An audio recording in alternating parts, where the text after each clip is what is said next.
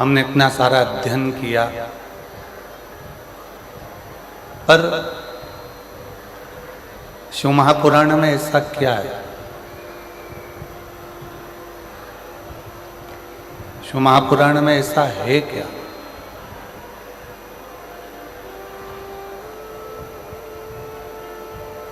कि जो कथा के मंडप में जाता है, जो कथा को श्रवण करने के लिए जाता है, जो कथा सुनने के लिए जाता है, और मेरा देव अधिदेव महादेव उसकी झोली खुशियों से भर देता है।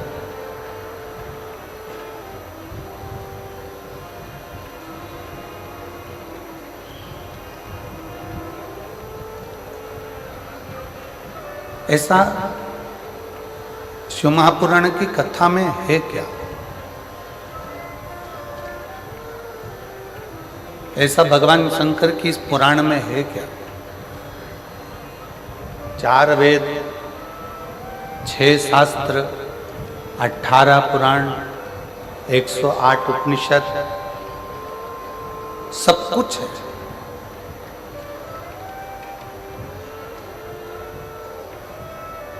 चार वेद भी हैं, 6 शास्त्र भी हैं, 18 पुराण भी है, 108 उपनिषद भी हैं, सब कुछ है। पर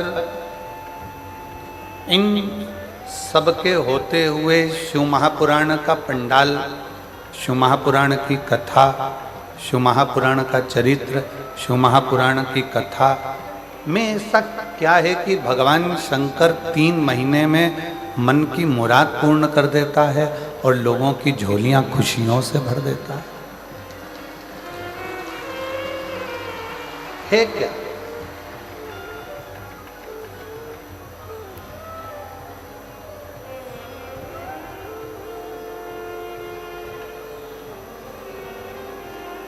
बहुत लोग हैं यहाँ पर बैठे हैं जिनके मन में ये एक संशय फंसा हुआ।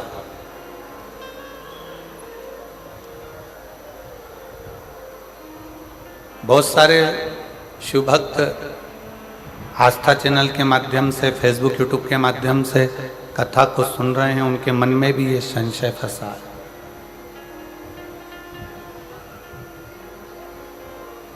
कि इतनी सारी पुराणे होने पर, इतनी शास्त्र होने पर, इतना वेद होने पर, इतने उपनिषद होने पर शिव पुराण में ऐसा क्या है कि जो जाकर बैठता है या टीवी पर भी ध्यान लगाकर या मोबाइल पर भी चालू कर 15 मिनट की भी अगर आराधना ध्यान लगाकर शिव पुराण सुन लेता है तो उसकी झोली भरा जाती है।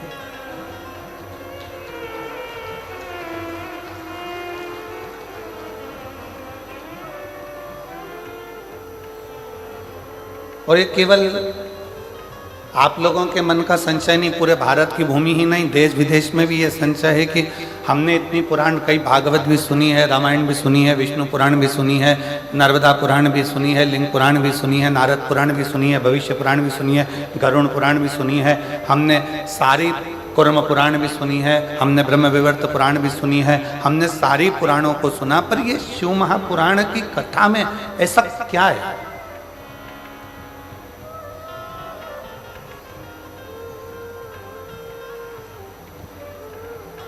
ऐसा क्या भरा है शिव महापुराण की कथा में कि जो जाकर बैठा, जिसने पंडाल में कथा सुनी, जिसने मोबाइल पर कथा सुनी, जिसने टीवी पर आस्था चैनल पर कथा सुनी और कुछ ना कुछ उसने मांगा और वो उसको मिल गया, उसको प्राप्त हो गया।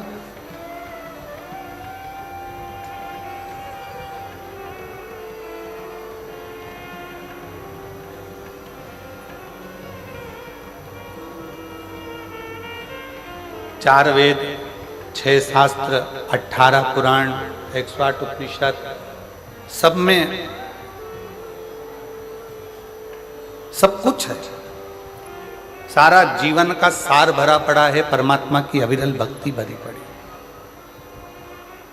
पर शिव महापुराण क्या दे रही है? ये इतने भक्तों का सैलाब, इतने शिव भक्त लगातार कई सालों से लगातार शिव की कथा सुनते हैं, मांगते हैं, झोली पसार कर लेते हैं और चले जाते हैं और फिर वापिस कथा में आ जाते हैं कि मेरे बाबा ने मुझे झोली भर कर फिर दे दिया, मेरे बाबा ने फिर प्रदान कर दिया, मेरे बाबा ने मुझे सब कुछ दे दिया, फिर आ जाते।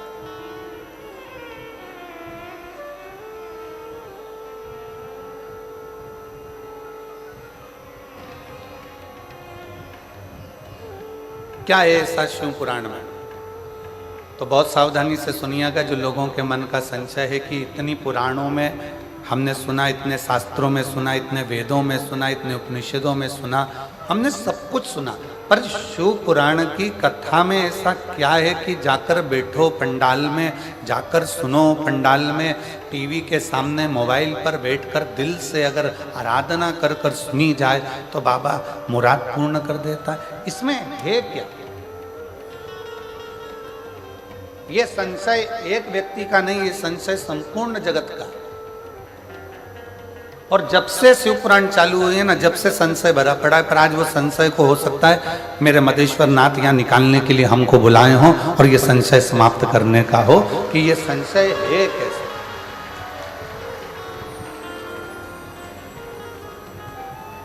और आज अगर वो प्रसंग निकला है तो बड़े सावधानी से सुनिएगा। चारों वेद, 6 शास्त्र, 18 ही पुराण, सारे उपनिषद, किसी में भी, किसी के अंतर्गत भी विराम का जब समय आया है, पुराण का जब विराम हुआ, जैसे भगवान कृष्ण की श्रीमद् भागवत का विराम हुआ, रामचरितमानस का विराम हुआ, विष्णु पुराण का विराम हुआ, अग्नि पुराण का विराम हुआ, नर्मदा पुराण का विराम हुआ, लिंग पुराण का विराम हुआ, नारद पुराण का विराम हुआ, किसी पुराण में भगवान ने आकर दुख मिटाने का बात नहीं कही। केवल एक शिव महापुराण की कथा ऐसी है जिसमें तुमरुका जी चंचुला देवी को कथा श्रवण करा रहे हैं और उसके यजमान स्वयं ईश्वर जी और गोरा जी अर्थात भगवान शंकर और पार्वती इस शिव महापुराण के यजमान बने हैं। अब यजमान का काम क्या है?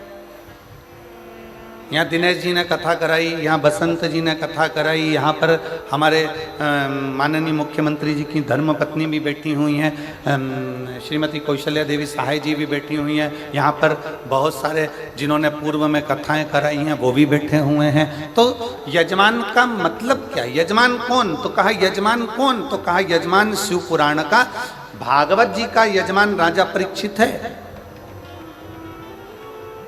रामचरितमानस का यजमान काशी नरेश है, सारे पुराणों का कोई ना कोई यजमान है, पर शिव महापुराण का यजमान कोई मनुष्य नहीं है। शिव महापुराण का यजमान स्वयं शंकर और पार्वती है, स्वयं शिव।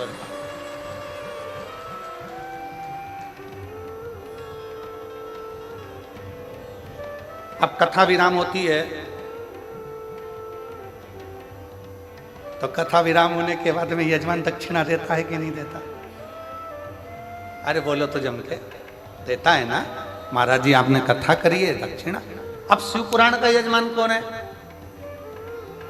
ईसा जी, गोरा जी, शंकर और पार्वती कथा के यजमान है। कथा कौन बाच रहा है? तुमरुका जी।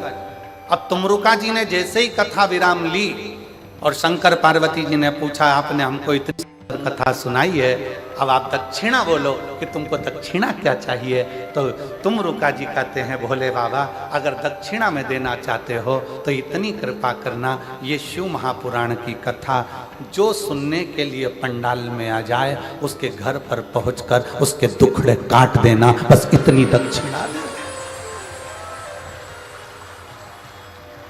आप जितने आस्था चैनल पर कथा सुन रहे हैं, जितने देश विदेश में कथा सुन रहे हैं, जितने मोबाइल पर कथा सुन रहे हैं, बड़े सावधानी से सुनना। लोग कहते हैं सारी पुराण हमने सुनी, सारे शास्त्र हमने सुने, सारे वेद हमने सुने, हमने सारे उपनिषद सुने, पर ये शिव महापुराण की कथा में ऐसा क्या है कि लोग जाकर बैठते हैं और उनके मन के मुराद पूर्ण हो जाते हैं, उनके मन की कामना पूर्ण हो जाती है। इसमें ऐसा क्या है? किसी पुराण में भगवान ने वचन नहीं दिया केवल एक शिव महापुराण 18 पुराण में से ऐसी है जिसमें शंकर भगवान तुमरुका जी को वचन देते हैं, सुनो तुमरुका, कलिकाल में, कलयुग में देवता हो, असुर हो, राक्षस हो, किन्नर हो, गंधर्व हो, मनुष्य हो, पशु हो, पक्षी हो, जलचर हो, थलचर हो, इस शिव महापुराण की कथा को जो पंडाल में बैठकर श्रवण करेगा या किसी भी माध्यम से कहीं पर भी बैठकर मेरी इस पवित्र कथा को सुनेगा, फिर उसके घर की, उसकी जवाबदारी मेरी होगी और उसका कष्ट मिटाने की जवाबदारी मेरी होगी। मैं ये वचन देता हूं, ये मैं वचन देता हूं आप।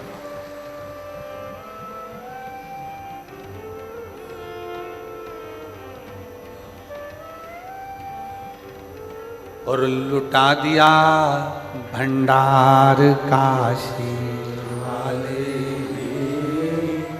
कर दिया माला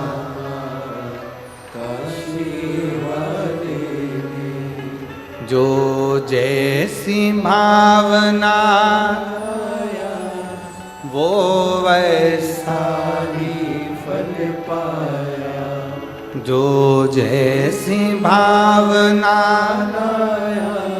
वो वैसा ही फल पाया, नहीं खाली उसे लौटाया वो मन ही मन हर्षाया, नहीं खाली उसे लौटाया वो मन ही मन हर्षाया, और कर दिया माला माल काशी वाले रे, लुटा दिया भंडार काशी वाले। भले 4 वेद हों, भले 6 शास्त्र हों, भले 18 पुराण हो, भले 108 उपनिषद हों, पर इन सभी में भगवान ने वचन नहीं दिया है। केवल एक शिव महापुराण की कथा ऐसी है जिसमें शंकर जी ने वचन दिया है कि जो शिव महापुराण की कथा को दिल लगाकर, हृदय से, भाव से शिव पुराण को मेरा ही स्वरूप मानकर जो सुनता है, शंकर कहते हैं उसके दुखड़ों को समाप्त करने की जवाबदारी मेरी है, क्योंकि मैं कली काल में, संसार में, मृत्यु लोक में मैं विराजमान, ब्रह्मा ब्रह्म लोक में, भगवान विष्णु वैकुंठ लोक, पर मेरे देव अधिदेव महादेव इस मृत्यु लोक के देव, पृथ्वी के।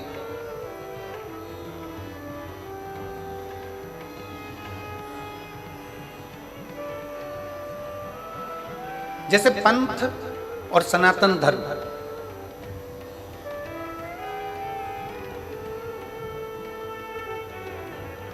पंथ और सनातन धर्म दोनों में जमीन आसमान का अंतर।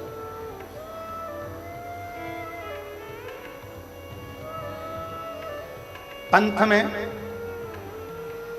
कुछ चीजें एक जैसी होती, जैसे किताब एक, देवता एक, पूजन स्थल एक,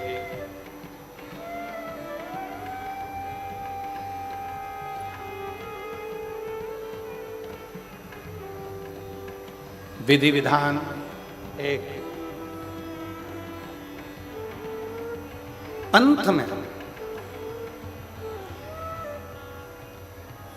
और सनातन धर्म में बहुत अंतर। पंथ में कुछ चीजें एक जैसी होती है, पुस्तक एक होती है, पैगंबर एक होता है, पद्धति एक होती है, पूजा स्थल एक होता है, देवता एक होता है, ये सब चीजें पंथ में एक होती है। आप दूसरे धर्म देख लीजिए, दूसरे पंथ देख लीजिए, सभी पंथ में आपको एक पुस्तक मिलेगी। मुस्लिम संप्रदाय को देखोगे तो उसमें कुरान मिल जाएगा, क्रिश्चियन धर्म को देखोगे तो उसमें बाइबल मिल जाएगा, किसी और अन्य धर्म में देखोगे तो एक पुस्तक मिलेगी।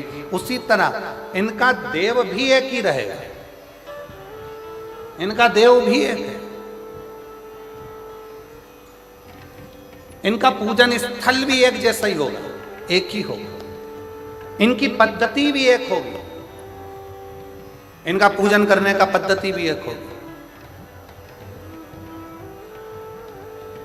जो एक पर टिक कर करें वो पंथ है, और हमारा जो सनातन धर्म है वो एक पर नहीं, हमारा सनातन धर्म जिसमें देवता भी 33 कोटि हैं, तो पद्धतियां भी अलग अलग हैं, और देवालय शिवालय भी अलग अलग हैं, और हमारा पूजन करने का नियम और पद्धति भी कोई यज्ञ से, कोई अनुष्ठान से, कोई वेद से, कोई पुराण से, कोई तप से, कोई साधना से, सब अलग, सब अलग। पंथ में एक पुस्तक होती है, पर सनातन धर्म में एक पुस्तक नहीं, सनातन धर्म में तो 4 वेद, 6 शास्त्र, 18 पुराण, 108 उपनिषद जैसे हमारे शास्त्रों से भरा हुआ ये सनातन धर्म होता है, ये सनातन धर्म।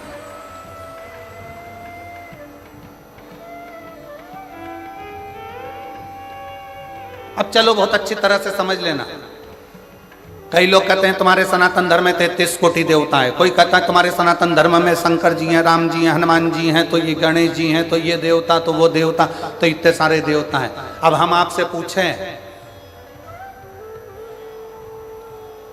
सावधानी से बताइएगा, जिनका एक लड़का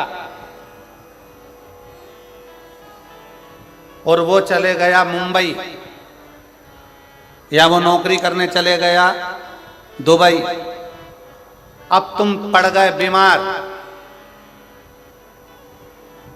और एक ही लड़का,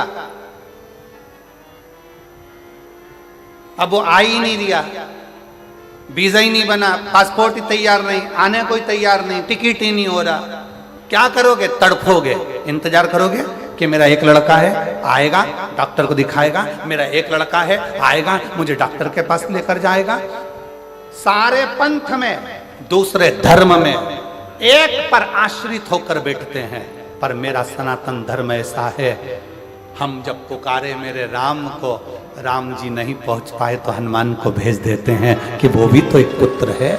हनुमान ना आ पाए, शिव को भेज देते हैं, शंकर ना आ पाए, कृष्ण को भेज देते हैं। इसलिए सनातन धर्म की शाखा को मजबूत किया जाता है। और लोग कहते हैं तुम्हारे सनातन धर्म में इतने देवता, इतने देवता, इतने देवता। शिव महापुराण की कथा कहती है, जिस घर में एक बेटा, एक बहू और परिवार में कम सदस्य रहते हैं ना, तो बहू डिप्रेशन में पड़ कर एक दिन सुसाइड कर मर जाती है। और जिस घर में 4-5 देवरानियां हो, 3-4 देवर जेठ हो, बहू को टेंशन आ जाए ना, तो वो दूसरे से कहकर मन हल्का कर लेती है। इसलिए सनातन धर्म में 33 कोटि देवता हैं कि हमारा मन हम इन देवताओं के पास जाकर हल्का कर सकते हैं।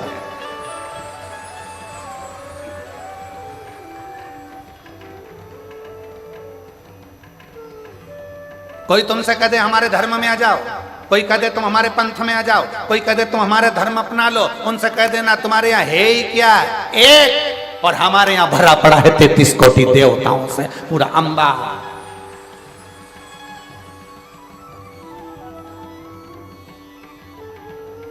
कोई तुमसे कहे हमारे धर्म में आ जाओ, हमारे नियम को अपनाओ, हमको फॉलो करो, हमको फॉलो करो, तो कह देना हम फॉलो वालो नहीं करते, हम तो फूल से प्यार कर फूल मेरे महादेव के चरणों को समर्पित करते हैं, फॉलो से मतलब नहीं, फूल से मतलब रखते हैं। और वैसे भी पूरा भारत फूल में ही हो रहा है अभी।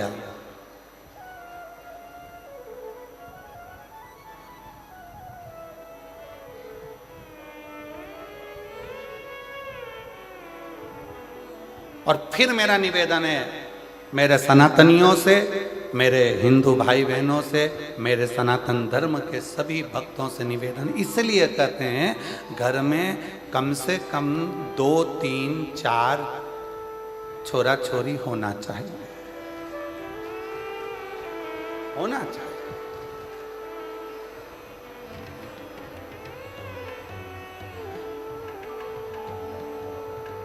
अब कई लोग सबसे ज्यादा दिक्कत मीडिया वाले हमसे प्रश्न करते हैं, गुरुजी तुमने तो कह दिया कि 3-4 बच्चे होना चाहिए, इनका पेट कौन भरेगा?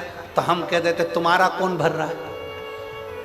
जो तुम्हारा भर रहा है वो 4 का और भरेगा, और जो 4 का भर रहा है वो 8 का भरेगा। बस इतना याद रखो, सरकारी गोडाउन को भरने की जवाबदारी तुम्हारी है, वेयर हाउस को भरने की जवाबदारी तुम्हारी है, पर किसी के पेट को भरने की जवाबदारी तुम्हारी नहीं, उस देवाधिदेव महादेव की।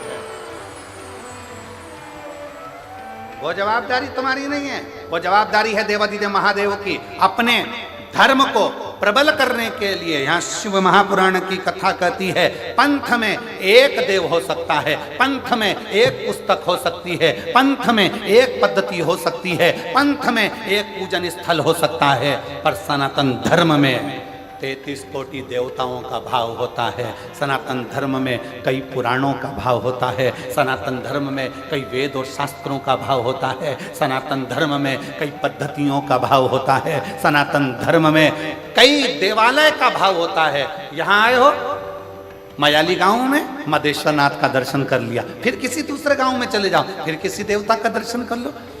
शंकर भगवान और अन्य देवता में एक सबसे बड़ा अंतर है कि शंकर भगवान जिस गांव में रहते हैं उसी गांव से पूजा जाते हैं। जैसे जसपुर में अगर मालूम पड़े कोई शंकर जी का मंदिर है तो वहां पर नाम हो जाएगा जसेश्वर महादेव। यहां आकर बैठ गए तो मधेश्वर महादेव। जिस जगह पर अभी हम कल एक वो यहीं पास में गांव था, कौन सा चरमरी गांव, कौन सा गांव था है? अच्छा तुम तो समझ गए ना, हाँ बाकी के सब जान दो, अपने को समझ में आना चाहिए, बाकी के तो आए तो नहीं आए। तो कल हम वो गांव गए थे तो कौन से महादेव है? वो गांव के नाम से ही महादेव है ना, जो गांव का नाम है वही महादेव का नाम है।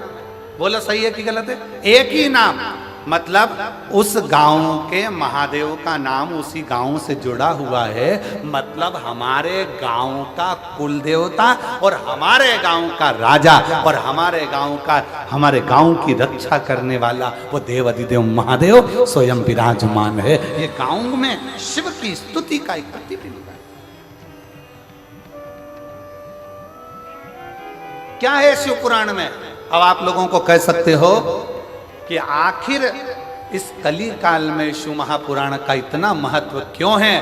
क्योंकि शिव पुराण के लिए वर्णन किया गया कि ये शिव पुराण भगवान ईश्वर जी, गोरा जी, शंकर पार्वती जी कहते हैं तुमरुका जी, जो कली काल में इस शिव महापुराण की कथा को श्रवण करेगा, पंडाल तक पहुंचकर जितने कदम चलकर मेरे नजदीक तक पहुंचेगा उतना उतना मुझे प्राप्त कर लेगा। कई लोग कहते हैं गुरुजी वहां से चलकर पैदल पैदल हम यहाँ तक आ रहे हैं, कोई कहता है भीड़ बहुत है गुरुजी, कोई कहता है ये बहुत है गुरुजी, कोई कहता है शंकर भगवान तुम्हारे घर से तुम चलोगे शिव पुराण की कथा को सुनने के लिए, तब तक शंकर भगवान सारी परीक्षा ले लेगा तुम्हारी। डॉक्टर तुम्हारे रोग को 1 मिनट में मिटा सकता है। सिर दर्द हो रहा है ना, डॉक्टर 2 मिनट में गोली देगा और सिर दर्द बंद कर देगा। डॉक्टर 2 मिनट में पेट के दर्द को बंद कर देगा। डॉक्टर 2 मिनट में घुटने के दर्द को बंद कर देगा। पर डॉक्टर करता क्या है? 2 मिनट में बंद नहीं करता है। डॉक्टर क्या करता है? पहले ये वाली जांच करा के आओ, फिर कहता है ये वाली जांच करा के आओ, फिर कहता है ये वाली जांच करा कर आओ। सारी जांच डॉक्टर करवाता है। इसमें डॉक्टर का फायदा नहीं है। डॉक्टर पूरी जांच कराते कराते कराते कराते आखिरी में 4 तरह की गोली लिख देगा। सुबह खाली पेट खाना, सवेरे भोजन के बाद खाना, रात्रि को भोजन के बाद खाना, शाम को सोते समय खाना। डॉक्टर ने 5 तरह की दवाई तुम्हें लिख दी। अब क्या डॉक्टर दवाई पहले नहीं लिख सकता था? जम के बोलो जरा, लिख सकता था कि नहीं लिख सकता था? लिख सकता था, पर सारी जांचें डॉक्टर ने करा ली और जांच कराने के बाद दवाई लिखी कि ये दवाई लोगे तो तुम्हारे शरीर के लिए अच्छी रहेगी। उसी तरह शिव महापुराण की कथा में अगर आ रहे हो तो शिव पुराण की कथा में आने से पहले मेरा महादेव घर से चलोगे तब तक, कथा तक पहुंचोगे तब तक पूरी जांचें करा लेगा। कमलाबाई कहां से आई?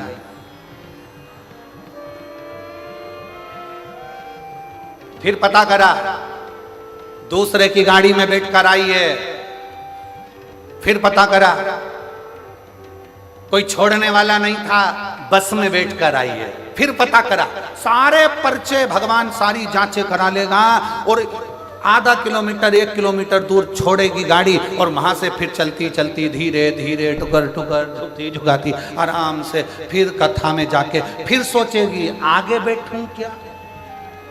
फिर विचार कर, अब आगे जगह नहीं मिली तो कहीं पीछे जाएगी, पीछे नहीं मिली साइड में जाएगी, साइड में जाएगी, पेड़ के नीचे बैठ के कथा सुनेगी। और वहां बैठकर कथा सुनने के बाद जब घर जाएगी तो शंकर भगवान कहेंगे अब इसके सारी जांचें पूरी हो चुकी है, इसके पास खुद की गाड़ी नहीं है, बस में बैठ के आई थी। अगली कथा जो झारखंड में 11 मई से यहीं से 80 किलोमीटर दूर जसपुर से झारखंड में कौन सा घुंगरू ऐसा कोई घूम रहा, अरे तुम समझ गए ना। आशीष एक लिख के ला देना मेरे को, झारखंड है आशीष, उनसे लिख कर ला दीजिए नाम, कौन सा गांव का नाम है वो, घुंगरा करके कोई सा गांव है, गूंगा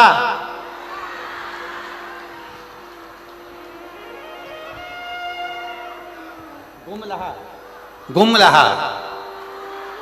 अब समझ में आ गया हमको भी, हो ठीक है।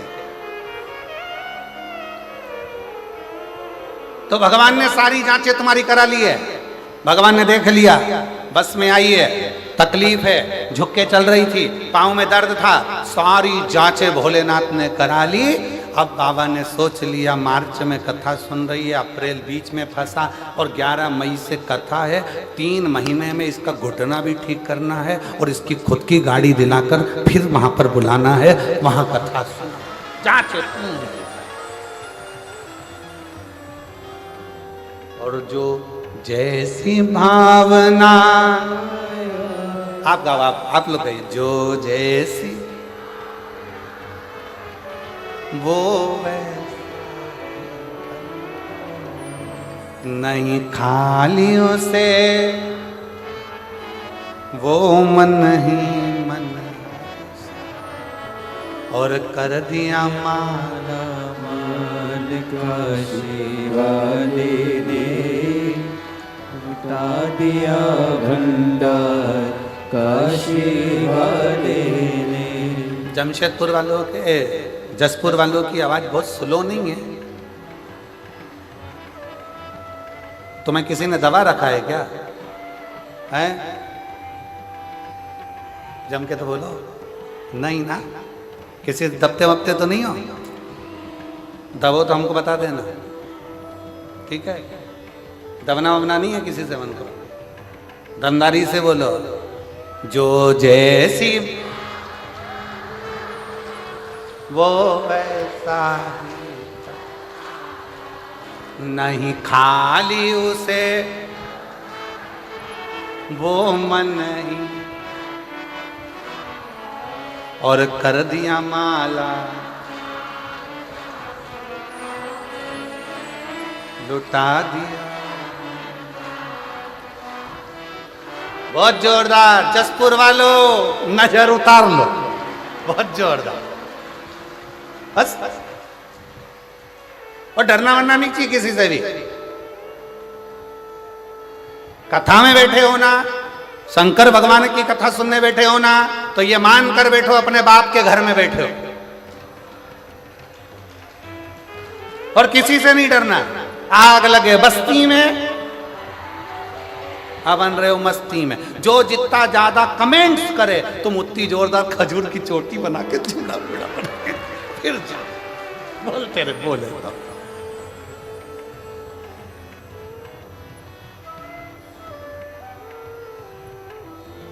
मस्त हो।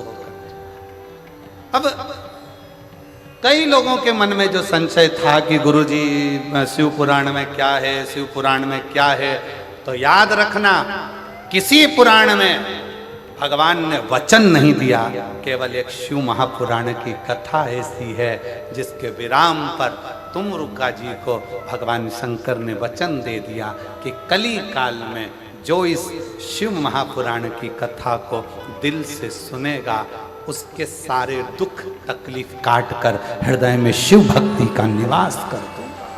उसके हृदय में शिव भक्ति रहती है। बोल बम का नारा है, सारी समस्या का हल।